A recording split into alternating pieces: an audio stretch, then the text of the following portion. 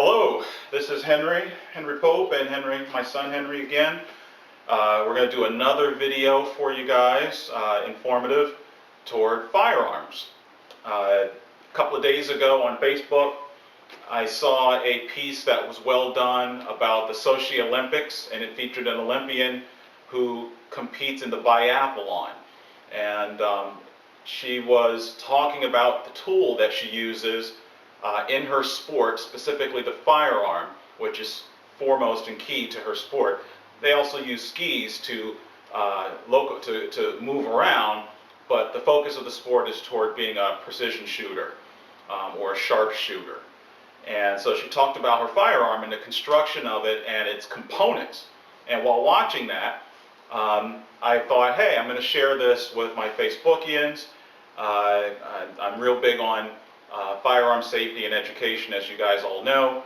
And then later in the day, I shared this with my kids, and I asked Henry if he'd make a video with me where we can do a comparison, because there really is no contrast of her firearm against that of, or toward that of, common firearms that are used by citizens, lawfully of course, in all kinds of different activities, sports and what have you.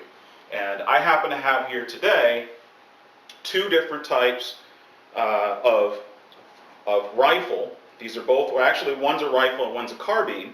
I'll explain what that is in just a moment. But they're both the same chambering, 22, as that of the lady in the Olympics event at Sochi. And one of the firearms is specific for a type of use, and then the other firearm is generic for use. So the first one I'm going to start out with is the specific one. That is what you have here set up. This is a Savage, manufactured by Savage Arms, which is based here in Massachusetts, by the way, over in Westfield. Good company, they make great product, and what's most important, they make excellent barrels and strong, durable actions, which result in consistency. Consistency is where accuracy lives, and that is the neighborhood that accuracy lives in. So you'll look at this and you'll think, well, wow, this is set up on a tripod, or bipod rather, and it may, at first blush, to those who don't know anything about firearms, look kind of scary or dangerous. And it is no more scary nor dangerous than the rifle that the lady was demonstrating for her event. So I'm going to go over the parts and pieces, and I'll have in the link below, we'll have a link to the piece from NBC News with the Sochi, and you can watch that, so you can see that it's exactly the same thing. This here is a barrel. This here is the stock. The stock is made out of wood. Here we have a bipod, and this bipod has legs that fold and extend, and they're locked out. Why am I locked? Oh, here we go. Oh, no. I gotta press the button down. There we go. And so they lock. Release that, push that down. And so they extend as so, lock them out, and they allow you to give height to the muzzle, to the barrel, depending upon where you might be shooting. And so, unlock it, press down. I can adjust it for various heights, as so. See? Alright, so nothing scary there. It's just it's the same as what you would use on a camera, or a telescope also. It is mounted with, this particular stock has a carrier, which is this aluminum piece that is where you would mount an optic. This carrier does come off. I happen to prefer having the carrier on it. It's quite functional, and it has an additional degree of rise at the front relative to the rear, so it gives the scope that much more height. This is a scope, and it's the same as what the lady at in the Sochi Olympics would use. This is the exit, this is the ocular, so you look in through here, light comes in this way and is shown onto your eye here. And so you're looking at the ocular as if you're watching a television, a really small one, but nonetheless you look at it with both your eyes open as if it's a television. There is an adjustment here at the front, which allows you to adjust the amount of parallax as it goes to what you're looking at downrange. I won't explain parallax, but if you have any questions on that, you guys know how to reach me, either in the comments or directly, personally. You can ask me about parallax, or you can just Google it. It's actually somewhat complicated, but I can explain it in a more simple term, but at a later date. Back here we have windage and elevation controls. Now on her, I'm going to sit cross-legged style. On her firearm, she talked about this. So adjusting as such, windage, left, right, elevation, north, south, and this is completely normal, standard stuff on pretty much every scope that you will see out there, whether it magnifies or not. This particular scope does magnify, goes from 3, and I have the adjustment here, back here at the ocular, it goes from 3 to 9.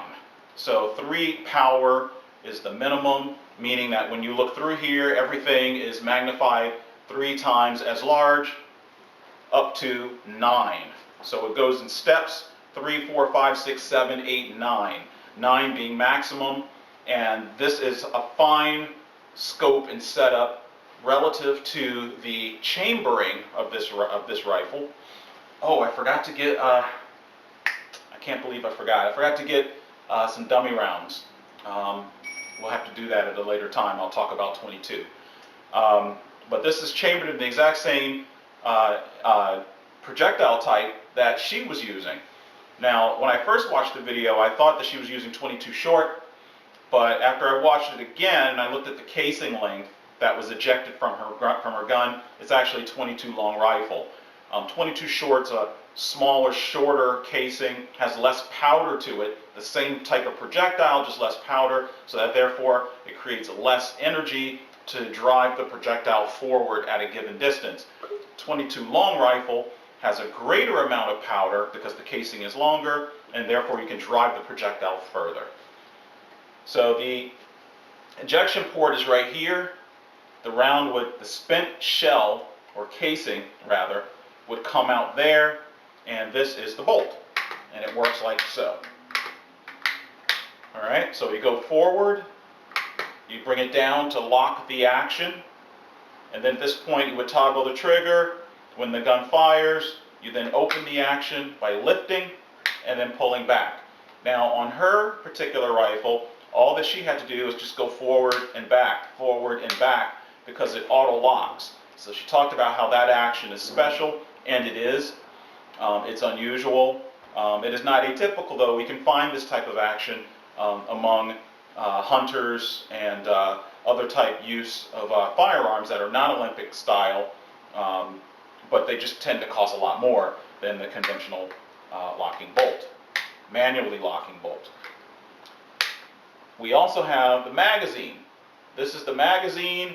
That little red piece is called the follower, and on top of the follower is where you would mount your individual rounds, with the projectile pointing forward, which is the bullet, and then the casing to the rear.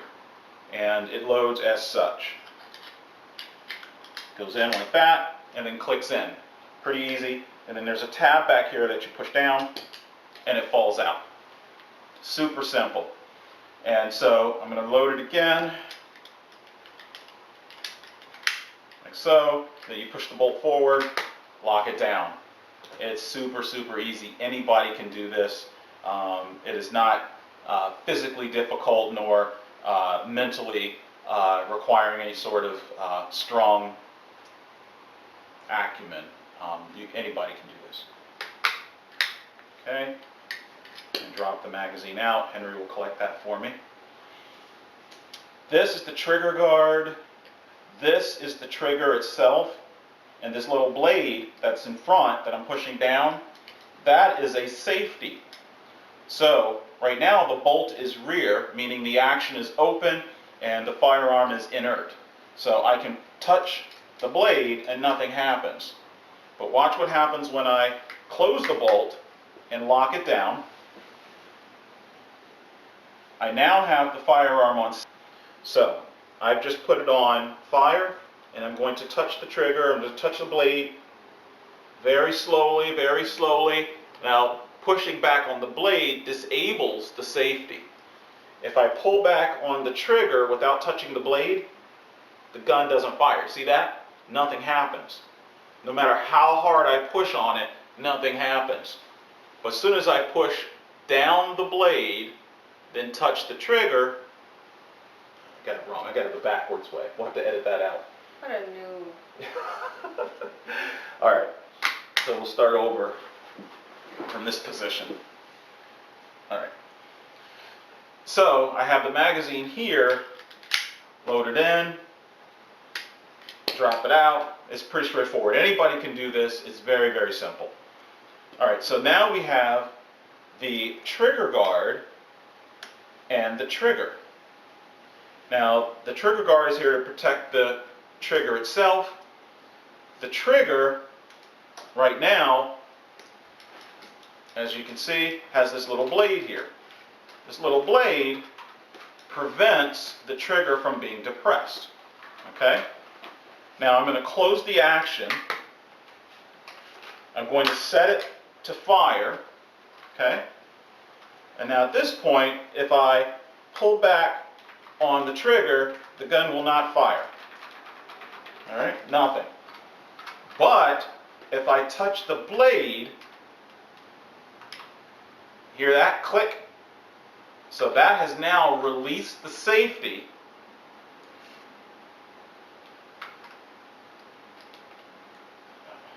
Oh, I didn't put the magazine in. I'm going to start over. There we go. And make sure that I'm off safe. Yes. All right. Boom. There we go. So I'm going to cycle the bolt. All right. So again, touching the trigger itself does nothing, but that blade acts as a safety. As soon as I push down on the blade, click.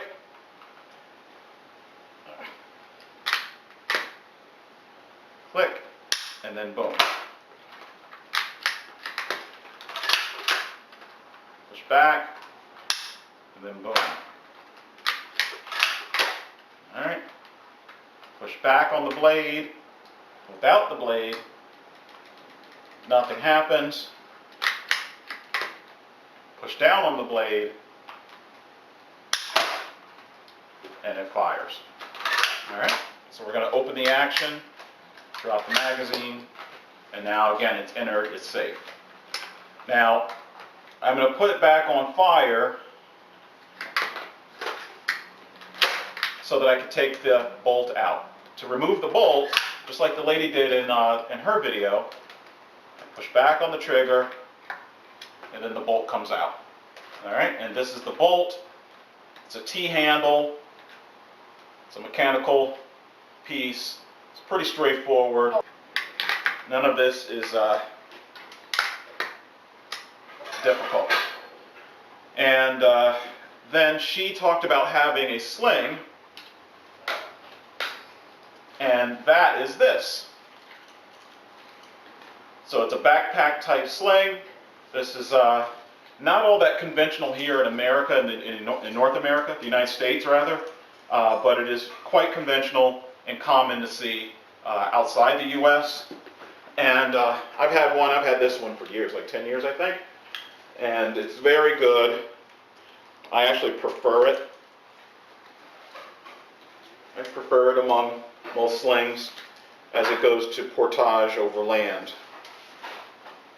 So I can put this on, and it's literally, you're wearing